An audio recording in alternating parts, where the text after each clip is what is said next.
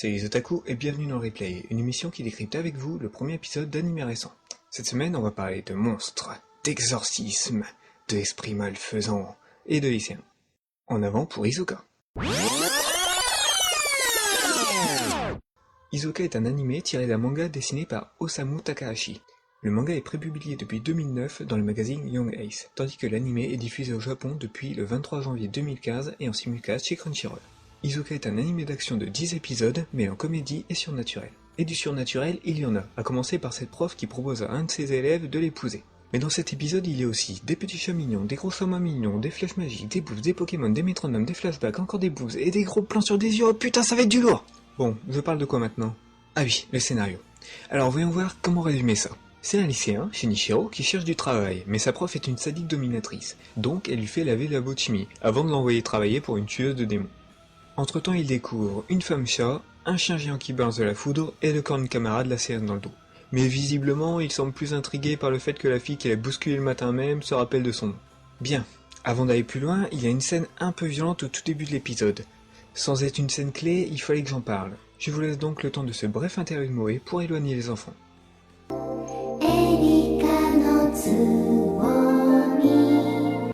C'est bon? Alors commençons. L'épisode débute avec cette scène où le héros marche seul dans le noir. Il croise alors la route d'une femme qui va s'exhiber devant lui sans même avoir besoin de lui payer un dîner avant. Chanceux, me direz-vous? Eh bien, pas vraiment. Parce que s'il est vrai que le maquillage et les soutiens-gorge push-up sont parfois traîtres pour nous les hommes, c'est rien à côté de ça. Bah oui, ça donne tout de suite moins envie. Heureusement pour lui, le héros se fait sauver par une loli blonde qui passait dans le coin avec son arc. Bon, ça c'était la scène la plus violente de l'épisode, donc ne vous attendez pas à du corpse party. Je vais rapidement parler de l'opening parce qu'au fond, il n'y a pratiquement rien à dire dessus.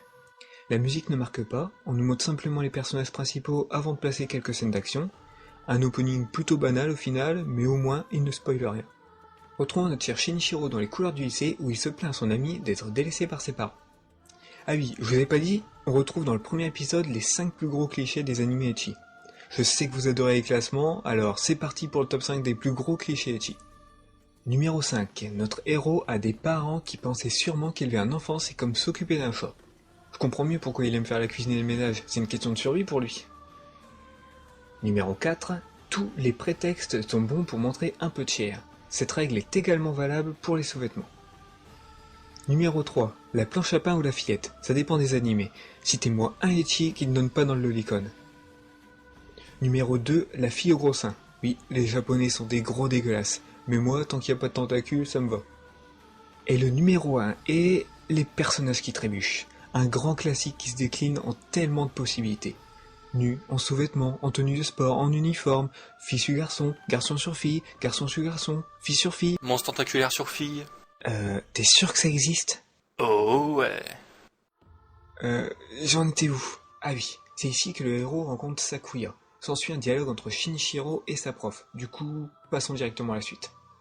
Le héros trouve une fille blessée dans le couloir et décide alors de braver le danger pour sauver les autres élèves. Il tombe alors sur un esprit qu'il libère accidentellement, ce qui irrite un peu Sakuya qui l'avait attrapé. Elle l'oblige alors à corriger son erreur en l'aidant. En cherchant cette femme-chat qu'il pense à l'origine de tout, il tombe sur un genre de loup albino sur pile qui va mettre à mal Blondie. Tout semble perdu alors lorsque surgit d'un coup Shinichiro armé d'un balai. Non mais, qui aurait l'idée d'attaquer un monstre de 3 mètres de haut avec un bâton? J'attaquerai même pas un chat sauvage avec ça. Bref, heureusement pour cet empoté que les femmes sont là pour y sauver les miches. Et pendant que le gros chaton se bat, il en profite pour plotter l'héroïne. Le coquin. Il doit se dire que, quitte à mourir, autant profiter au mieux de ses dernières minutes. Cela étant, ce passage n'est pas dénué d'intérêt, car on y découvre 3 choses importantes. C'est le premier baiser de Sakuya. Bon d'accord, on y découvre 2 choses importantes. Lors de ce baiser, Shinichiro établit un sorte de lien avec les souvenirs de Sakuya. On la revoit alors plus jeune dans ce qui doit être la maison familiale. Il s'agit là d'un exemple de fusil de Tchekhov. Je vous mets un lien dans la description qui en parle mieux que moi, mais pour faire simple, c'est quand un élément anodin est glissé à un moment du scénario pour ressurgir plus tard dans l'intrigue. Sans vraiment comprendre cette scène, on sait qu'elle va devenir importante dans les épisodes à venir. Le deuxième point important est que quand on l'embrasse, Sakuya se met à briller comme une luciole. C'est pratique dans la nuit et surtout ça lui permet d'augmenter sa force. En fait, en collectant les indices laissés plus tôt, on comprend que Shinichiro est un humain un peu différent des autres. Il peut transmettre son énergie à une chasseuse de monstres. C'est grâce à ce pouvoir qu'ils arrivent à vaincre l'esprit. Tout est bien qui finit bien, sauf pour la femme chat. On n'échappe pas si facilement à Sakuya. Et c'est ainsi que se termine le premier épisode. Ça fait beaucoup d'informations tout ça. Commençons par l'aspect visuel. Les graphismes sont relativement détaillés et le son apporté à l'atmosphère pesante de certaines scènes, que ce soit au niveau du cadrage, de l'image ou même de la musique,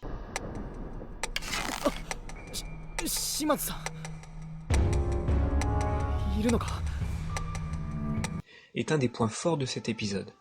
D'ailleurs, les musiques de combat sont pas mal non plus.